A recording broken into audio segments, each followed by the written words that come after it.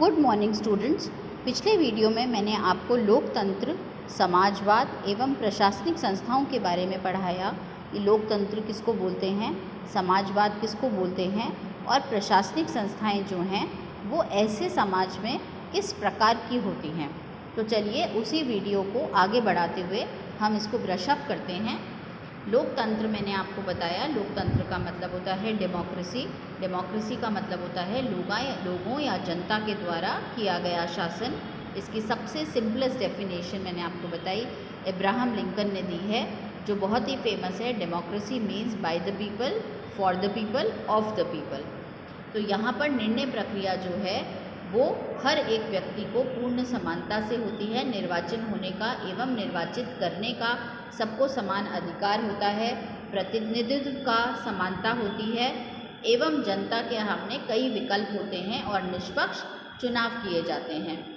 इसी तरह से सामाजिक व्यवस्था में सोशलिस्ट समाज का क्या मतलब होता है? सोशलिस्ट समाज का मतलब होता है कि जितने भी व्यक्ति समाज में रह रहे हैं उनकी न्याय के सामने समानता हो, उनको एक तरह एजुकेशन का या हर तरह की चीज़ों के जो राइट हैं, अधिकार हैं, वो एक समान उनको दिए जाएं और उनका किसी भी आर्थिक स्थिति या सामाजिक स्थिति के हिसाब से उनके साथ भेदभाव ना किया जाए।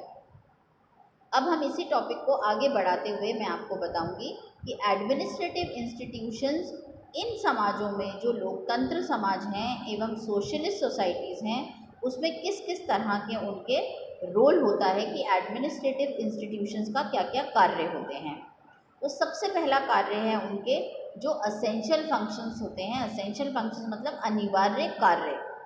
अनिवार्य कार्य कौन कौन से होते हैं हमारे यहाँ? अनिवार्य कार्य हैं आंतरिक शांति एवं कानून व्यवस्था, यानी कि लॉ एंड ऑर्डर को मेंटेन करने का जो कार्य है वह इन प्रशासनिक संस्थाओं के द्वारा किया जाता है। दूसरा, विदेशी आक्रमण से रक्षा करना। देश की किसी भी विदेश के द्वारा कोई भी आसपास की बाउंड्रीज हैं या किसी भी तरह का आक्रमण है उससे हमारी देश की सुरक्षा करना। सेना, हमारे यहाँ पे 3 तरह की सेना है, आपको पता है, आर्मी, नेवी और एयरफोर्स। तो जितनी भी हमारे यहाँ की सेनाएं हैं और पुलिस फोर्स है उनसे संबंधित जितने भी कार्य हैं वह सभी कार्य जो हैं वो इन अनिवार्य फंक्शंस में या अनिवार्य कार्यों में आते हैं। साथ ही साथ केंद्र एवं राज्य जो हैं वो बहुत सारे कार्य करते हैं। फॉर एग्जांपल आरपीएससी है हमारे यहाँ पर, यूपीएससी है हमारे यहाँ पर। ये सारे जितने भी कार्य केंद्र एवं राज्यों की संस्था से होते हैं ये सब कार्य भी अनिवार्य कार्यों की श्रेणी में आते हैं। फिर दूसरे कार्य आते हैं जिसको हम बोलते हैं सामाजिक विकास, यानी कि सोशल डेवलपमेंट।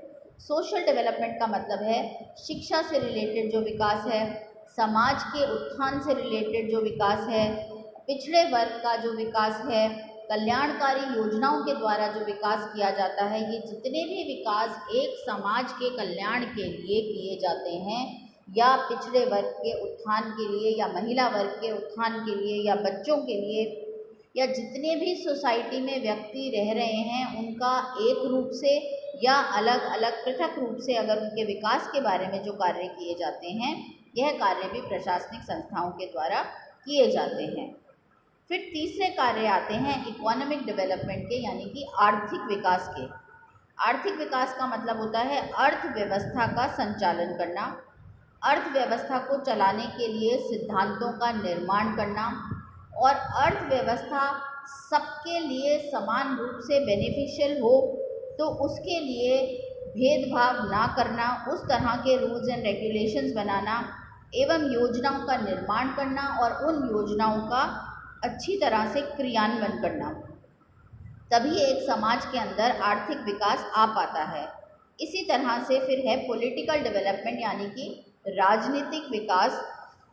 राजनीतिक विकास में सबसे बड़ा चीज़ है वोटर आईडी कार्ड बनवाना, वयस्कों की पहचान करना, उनके लिए वहाँ पर निर्वाचन की व्यवस्था करना, निर्वाचन आयोग का गठन करना, निर्वाचन आयोग के कार्यों को देखना। यह सब कार्य जो हैं पॉलिटिकल डेवलपमेंट यानी कि इसमें राजनीतिक विकास में आते हैं। दूसरे फंक्शंस जो हैं वो हैं यातायात के साधनों का संचालन करना। ट्रांसपोर्ट परिवहन मंत्री जो होता है या ट्रांसपोर्ट का जो मिनिस्ट्री है या जो डिपार्टमेंट है वो यातायात के साधनों का संचालन करता है। जल व विद्युत का प्रबंध करना, दूरभाष टेलीफोन की सुविधा उपलब्ध करना, जितनी भी मूलभूत सुविधाएं हैं हमारे पास, पानी, बिजली, सड़कें, इन सब की व्यवस्था करने का काम भी प्रशासनिक संस्थाओं का है। इसी तरह से लोकतांत्रिक समाज में कौन कौन सी प्रशासनिक इम्पॉर्टेंट संस्थाएं होती हैं, उसमें देखें हम तो भारतीय संविधान में न केवल राष्ट्रपति, मंत्री परिषद, संसद और न्यायपालिका का प्रावधान किया गया है, उसमें संविधान के अंदर क्लियर उल्लेख है कि कौन कौन सी प्रशासनिक संस्थाएं होंगी।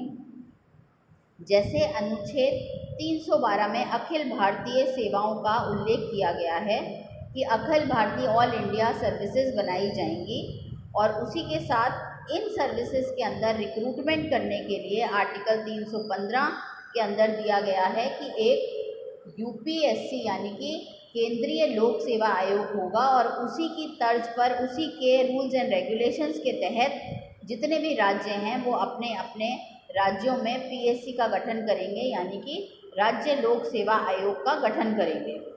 इसी तरह से आर्टिकल 323 के अंदर बहुत सारे प्रशासनिक अभिकरणों का गठन करने का भी दिया गया है कि एक केंद्रीय प्रशासनिक अभिकरण होंगे, और उन्हीं अभिकरणों के तर्ज पर, उन्हीं की लाइंस पर सरकार जो है वो, राज्य सरकार जो है वो प्रशासनिक अभिकरण जो है वो बनाएगी।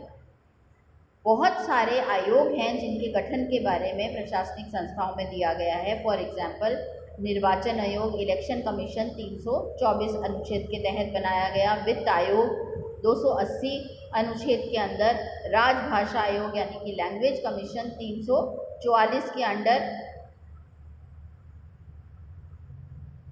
सॉरी बच्चों ये थोड़ा सा, हाँ, और फिर महिला आयोग जो राष्ट्र में भी होता है, राज्य में भी होता है। इसी तरह राष्ट्रीय अनुसूचित जाति एवं जनजाति आयोग, योजना आयोग को प्लानिंग कमीशन जो है वो 1950 में उसका बनाया गया। आप सबने प्रशासनिक संस्थाओं का धैर्यपूर्वक वीडियो देखा। थैंक यू सो मच बच्चों, थैंक्स फॉर वॉचिंग। इसको लाइक करिए, कमेंट करिए, आपको कोई चीज़ नहीं समझ में आई तो उसको मैं अच्छे से समझाऊंगी। सब्सक्राइब करिए ताकि जब भी वीडियो नए डलें आप अपनी पढ़ाई अच्छे से कर सकें, और इसको शेयर ज़रूर करिएगा। थैंक यू बच्चों, थैंक्स फॉर वॉचिंग। और फिर हम प्रशासनिक संस्थाओं के चैप्टर को आगे बढ़ाएंगे।